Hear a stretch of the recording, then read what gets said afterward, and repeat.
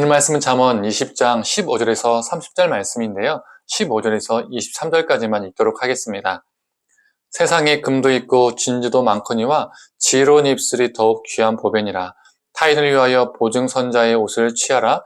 외인들을 위하여 보증선자는 그의 몸을 볼모로 잡을지니라.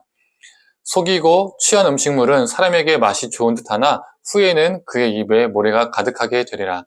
경영은 의논함으로 성취하나니 지략을 베풀고 전쟁할지니라. 두루다니며 한담하는 자는 남의 비밀을 누설하나니 입술을 벌린 자를 사귀지 말지니라. 자기의 아비나 어미를 저주하는 자는 그의 등불이 흑암 중에 꺼짐을 당하리라. 처음에 속히 잡은 산업은 마침내 복이 되지 아니하느니라. 너는 악을 갚겠다 말하지 말고 여호와를 기다리라. 그가 너를 구원하시리라. 한결같지 않은 저울추는 여호와께서 미워하시는 것이요 속이는 저울은 좋지 못한 것이니라. 아멘. 이 아침 묵상을 통해서 하나님의 은혜가 있는 귀한 시간 되기를 간절히 소망합니다. 오늘 말씀은 우리 일터에서의 우리 삶의 기준을 말해주고 있습니다. 우리는 내가 사업을 하냐, 내가 일반 직장을 다니냐, 내가 목회를 하냐, 이렇게 일의 종류가 다를 뿐이지 우리는 어떠한 사람들과 관계 속에서 또 조직 안에서 일을 하며 살아갑니다. 그래서 일터에서 우리는 믿는 자들이 이 기준이 필요하다는 것이죠. 첫 번째로 일터에서 우리는 지혜로운 입술로 사람을 대해야 합니다. 15절의 말씀을 읽어보겠습니다. 세상에 금도 있고 진주도 많거니와 지혜로운 입술이 더욱 귀한 보배니라. 금과 진주는 세상 속에서 사람들의 능력이라고 말할 수 있죠. 그리고 지혜로운 입술은 내가 사람을 어떻게 대하느냐의 태도로 볼 수 있습니다. 우리가 살아가는 세상은 그가 가지고 있는 은과 금으로 평가합니다. 즉 그가 가지고 있는 능력으로 사람을 평가하죠. 그런데 능력이라는 것은요, 상대적인 것입니다. 내가 능력이 엄청나 보여도 또 다른 더 능력 있는 사람 앞에서는 나는 능력이 부족한 사람이 됩니다. 그리고 우리 자신도 사회 초년생이었을 때 어떻습니까? 다른 사람들에 비해서요, 능력이 부족할 때가 있었다는 겁니다. 나보다 능력이 좋은 사람이 나를 참아주고 기다려주고 나를 알려주었기 때문에, 나를 가르쳐 주었기 때문에 지금 내가 이 자리에 있는 것이죠. 지금 내가 그런 능력을 갖춘 사람이 된 것입니다. 그래서 우리 믿는 사람들이요, 기억해야 할 것이 있습니다. 내가 일터에서 가져야 하는 것은 능력도 중요하겠지만 그것보다 더 중요한 것은 지혜로운 말을 하는 나의 인격이 중요합니다. 그래서 일 중심의 사람이 되는 것이 아니라 사람 중심의 사람이 되어야 합니다. 사람을 인격적으로 대하는 그러한 사람이 되어야 하죠. 직장 생활에 있어서 스트레스 중에 가장 큰 원인이, 즉 1순위가 상사, 동료 또는 부하 직원과의 인간관계라고 합니다. 이 과도한 업무는요, 2순위라고 해요. 사람들이 과도한 업무보다 인간관계를 더 힘들어한다는 것입니다. 그래서 일보다 사람이 힘들다라는 말이 있습니다. 내가 금과 진주를 더 귀히 여기는 사람이라면 우리는 사람을 인격체로 보지 않고 일하는 기계, 그리고 금과 진주를 버는 기계로 봅니다. 일중심의 사람으로 살아가는 것이죠. 사람을 일중심으로 평가하고 대하게 됩니다. 독단적인 존재가 되는 거예요. 나로 인하여 일터에 누군가는요, 아파하고 힘들어할 수도 있습니다. 왜요? 일중심으로 살아가기 때문입니다. 18절 한번 읽어보겠습니다. 경영은 의논함으로 성취하나니 지략을 베풀고 전쟁할지니라. 경영은, 계획은 혼자 하는 것이 아니라 의논함으로 성취된다라고 성경은 말하고 있습니다. 이게 무슨 말입니까?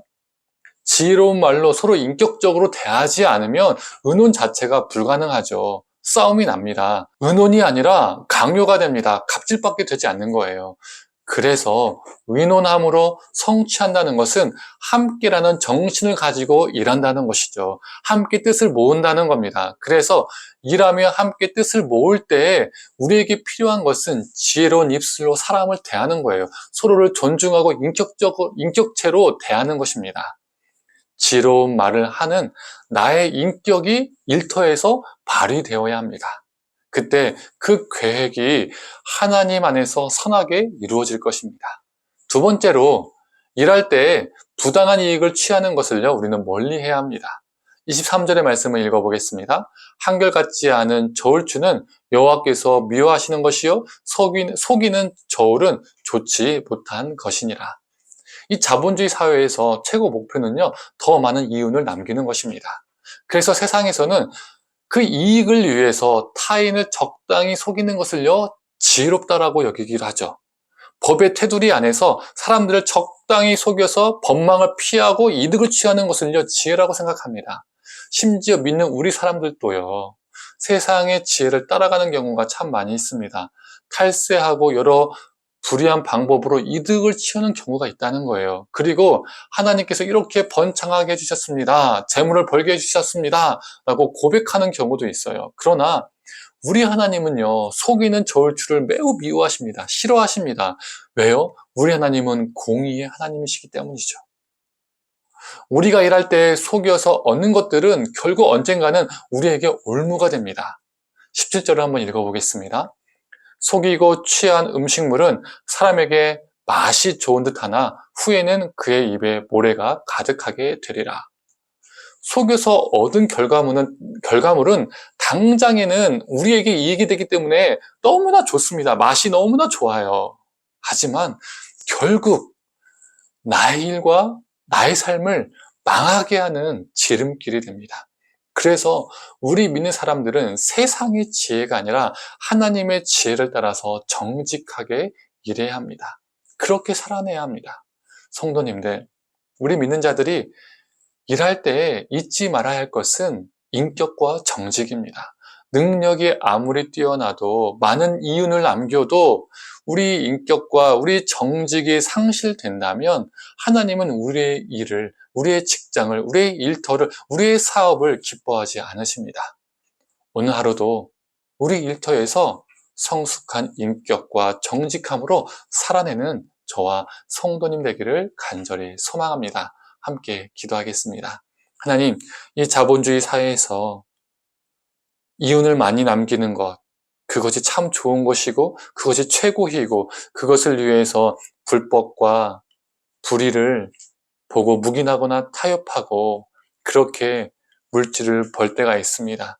하지만 우리 하나님은 공의 하나님이시라는 것을 우리가 기억하고 하나님 우리가 불의하게 돈을 버는 것이 아니라 정직하게 일터에서 돈을 버는 자 되게 하여 주시옵소서. 또한 하나님, 우리가 살아가는 사회가 자본주의 사회다 보니 사람을 일중심으로 바라볼 때가 있습니다.